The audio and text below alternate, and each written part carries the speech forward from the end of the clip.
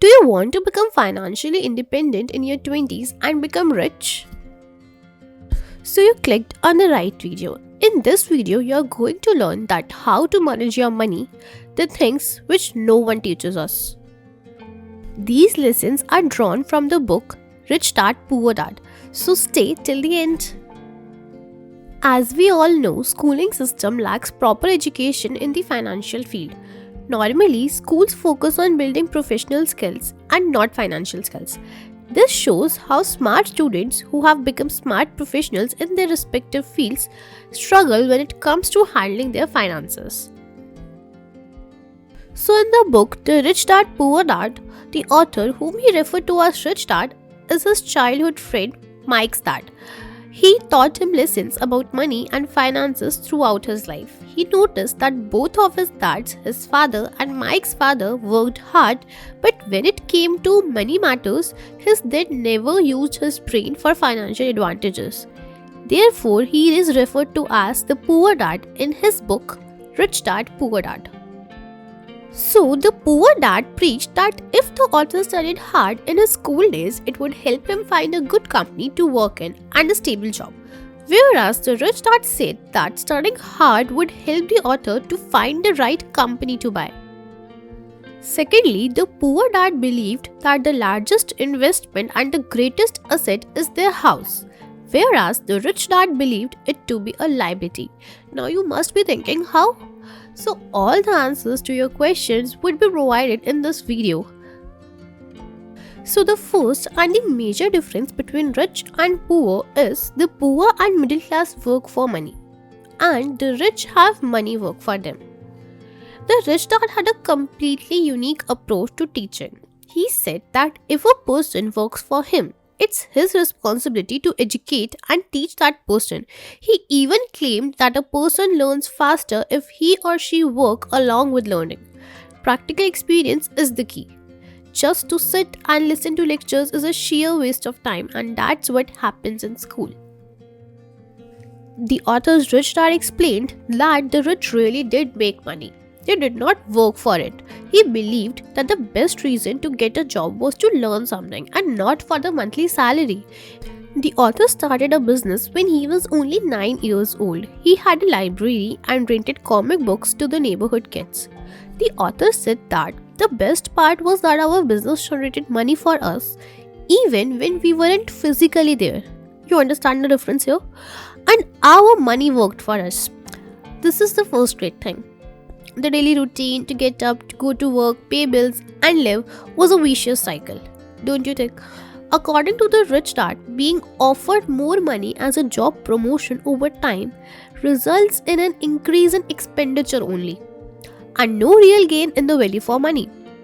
The life of the person would not change. And this is what is known as a rat race. As people grow, their expenses increase.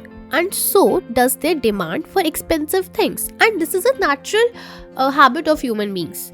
They have a constant thought to cope with society and their standard of living. So the fear pushes them, but the desire beckons to them, enticing them towards unsafe territories, and that's the trap. Okay, so let's talk about the first mantra to become rich. You must know the difference between an asset and a liability, and always focus on buying assets. So the key feature about an asset that distinguishes it from a liability is that assets result in making money for us and helping us become rich. Students leave school without acquiring financial skills, and that's the reason why they are concerned with professional success and not with financial stability. And we want financial stability, right? So listen guys, listen carefully. I'm not talking about the house you live in. The house you live in is not your asset because it doesn't make you more rich. Rather, assets are those investment of yours that makes you more money in the future. Now, it can also be your education because the money you are investing on your education will help you indirectly in making money in the future. So it is an asset for you. Or it can be any property you purchase now which would make you profit in the future. Now, do you want to know why do the rich keep getting richer? The assets of the rich people generate income that is high enough to cover their expenses.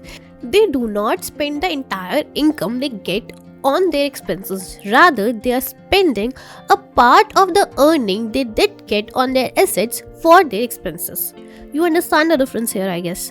The remaining balance income is further reinvested in buying more assets. So, more money, and this way their assets continue to grow and so does their income. On the other hand, the poor and the middle class people remain poor because they do the opposite and pile up their liabilities. One has to understand that it is not how much one can earn, but how much one can keep and save that truly makes one rich. The real evil here is a lack of financial education. The reason the middle class have to play it safe is because they couldn't get their hands on financial literacy at a young age. They are taught from starting that their only source of income is their monthly salary checks. Their livelihood is completely dependent on their employer, which is not at all fair. Now, what happens? Most people confuse their profession with their business. They spend their entire lives working in somebody else's business and making other people rich. Why is it so? Instead, they should mind their own business. So, learn to mind your own business if you want to become financially free. So, it's the time that you should figure out the ways to become your own boss and build your own business. And if not, there are more ways to become rich, but you have to listen carefully. You just have to learn the art of managing money. So, if you do not start even a business, you can learn to make money from your money earned from someone else's business. Okay, so let's learn that how to make money. We all know that we have some talent in us. Okay, everyone is born with talent, but that talent is suppressed because of self-doubt and fear. Smart, bold, and adventurous people prosper. The people who struggle with their finances even when they have a lot of money are so because they fail to tap into opportunities and are afraid to take risks. People wait for the opportunity to come to them and just sit around.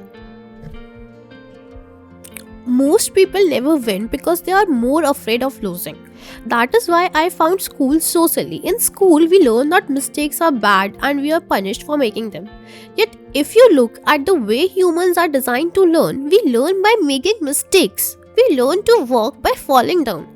If we never fell down, we would never walk. Okay, one more important principle is that work to learn and don't work for money. Just start following this principle with your eyes closed and you will see that money is working for you. Now you must not be understanding what I am saying, but now you will understand.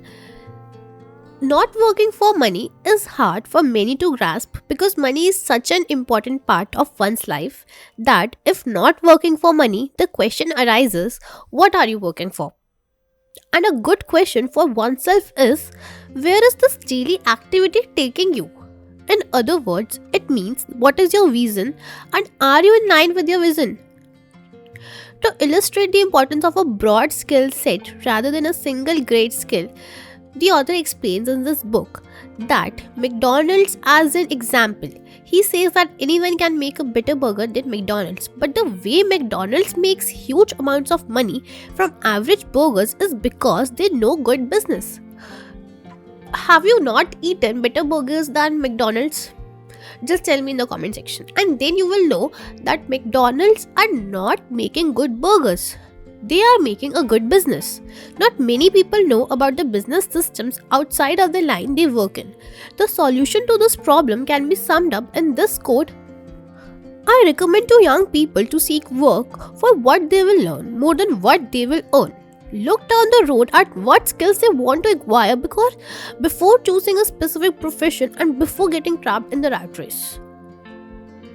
If you are in college right now or you are working at a company, this code applies to both of the set of people. Work where you can learn the skills that you want to learn, because Only these skill sets can create the potential of earning more in the future.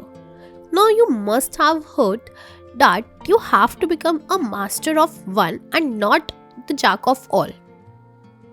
Or you must have heard it other way, jack of all but master of none.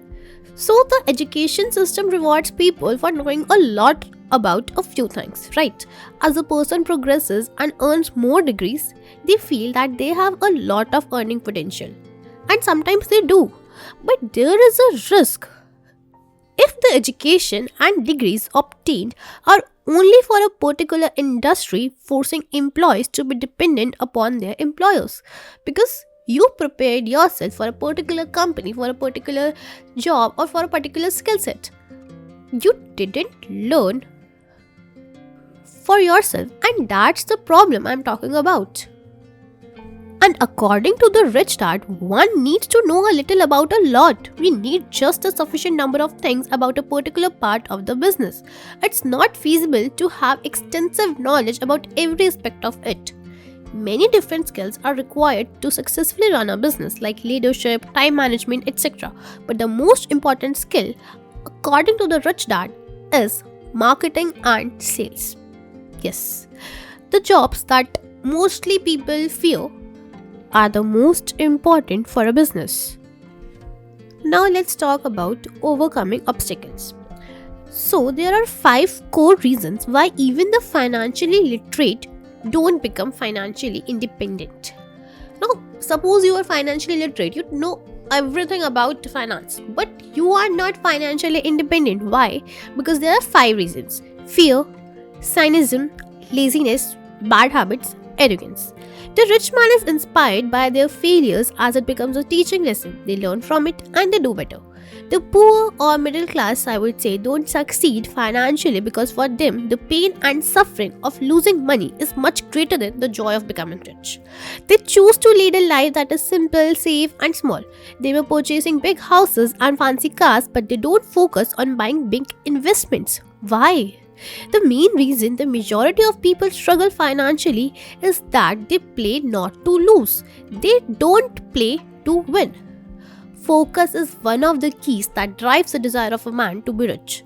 Unlike poor and middle class minds who refuse to take risks, the rich put most of the eggs in one basket and they focus.